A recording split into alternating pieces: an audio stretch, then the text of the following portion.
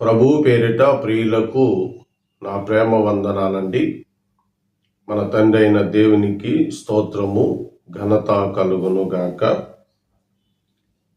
నిన్నటి ప్రభుదినమైన ఆదివారమున మీ మందిరాలకు వెళ్ళి ప్రభువుని ఆరాధించి సేవించి ఘనపరిచారు కదా. మందిరము సమయాలు విడిచిపెట్టకండి.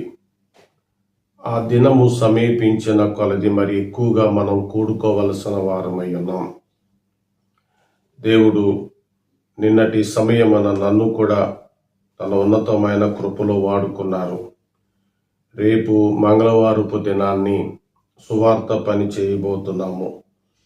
ఎందరో నశించిపోతున్నారు. అందరూ రక్షణ పొందుకోవాలని మీ అందరి ప్రార్థనలో జ్ఞాపకం చేసుకోండి. ఈరోజు లూకా సువార్త 19:6 అతడు త్వరగా దిగి సంతోషముతో ఆయనను చేర్చుకొనెను. ప్రియులారా, నీవు పాపములో ఉండగా ఆయనను చేర్చుకుంటే నీకు సంతోషం. నీవు రోగములో ఉండగా ఆయనను నువ్వు చేర్చుకుంటే నీకు సంతోషం. నీకు కఠినమైన శ్రమలు ఉండినను ఆ శ్రమలలో ఆయన నీకు సంతోషాన్ని ఇచ్చి దేవుడై ఉన్నాడు. ఆయనను మీరు కలిగి ఉన్నారు కదా. మీరు కలిగి ఉండకపోతే ఇదే మిక్కిలి అనుకూలమైన సమయం. ఈరోజే ఆయనను కలిగి ఉండాలి. సరే, ఆయనను కలిగి ఉన్న మనకు ఆయనే మనకు సంతోషం. అయితే దినదినము మన జీవిత విధానం ఎట్లా ఉండాలి? ప్రతిరోజు ప్రార్థన ద్వారా ఆయనను దర్శించాలి. వాక్యము ద్వారా ఆయనను దర్శించాలి. అలా దర్శించినప్పుడు ఆయన నీకు సంతోషమిస్తాడు. ఇర్మియా 15:15 16 ఏమని ఆయన చెబుతూ ఉన్నాడంటే, కఠినమైన శ్రమలో ఇర్మియా ఉన్నాడు. 15 యెహోవా, నా శ్రమ నీకు తెలిసే ఉన్నది. నన్ను జ్ఞాపకము చేసుకునము, నన్ను దర్శించుము. నన్ను హింసించు వారికి నా కొరకై ప్రతిదండన చేయము. నీవు దీర్ఘశాంతము గలవాడువై నన్ను కొనుపోకుము. నీ నిమిత్తము నాకు నింద వచ్చి ఉన్నదని తెలుసుకొనుమని ప్రార్థిస్తూ ఉన్నాడు. ప్రార్థించుచున్నటువంటి ఇర్మియాకు ఎలా సంతోషం కలిగిన వాడయ్యాడంటే 16 ఉంది. నీ మాటలు నాకు దొరకగా నేను వాటిని భుజించి తిని, సైన్యములకు అధిపతియగు యెహోవా, దేవా, నీ పేరు నాకు పెట్టబడిన గనుక నీ మాటలు నాకు సంతోషమును నా హృదయమునకు ఆనందమును కలగజేయుచున్నవి.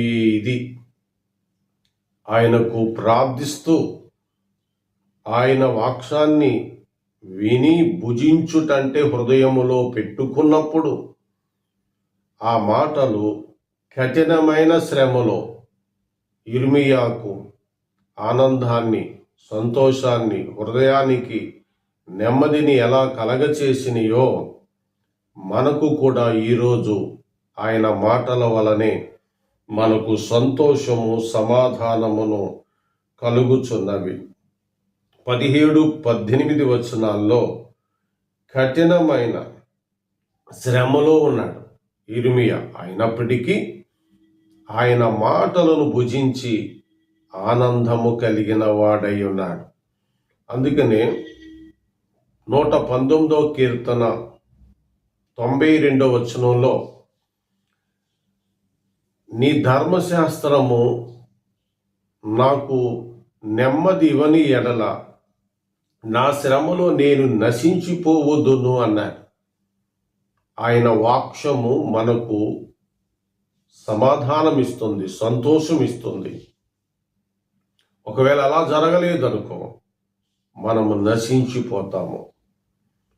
పొట్టు జక్కయ్య యేసు ఎవరో చూడగోరి ఆయనను పొందుకున్నాడు కాబట్టి అతనికి సంతోషం కలిగింది.